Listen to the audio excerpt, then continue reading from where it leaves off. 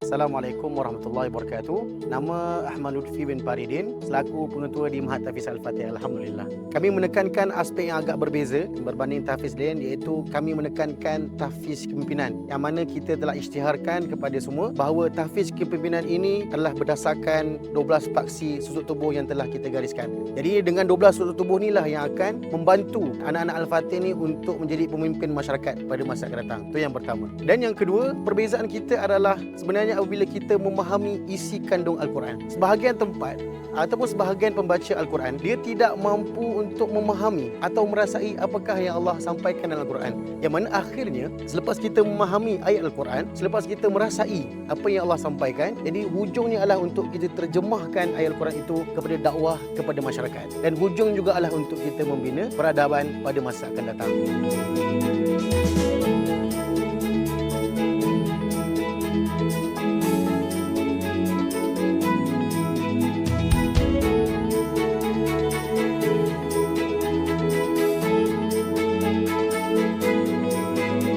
Dan yang terakhir, Al-Fatih sangat komited untuk memastikan projek untuk membina insan robbani ini terus berjalan dengan sistem yang telah kita jalankan, dan juga kita ada murabi-murabi yang sangat komited untuk memastikan imannya tentang kepimpinannya, prinsipnya itu dibentuk dengan baik agar projek ini menjadi tahfiz kepimpinan yang diidam-idamkan oleh para masyarakat pada masa akan datang. Wallahu a'lam.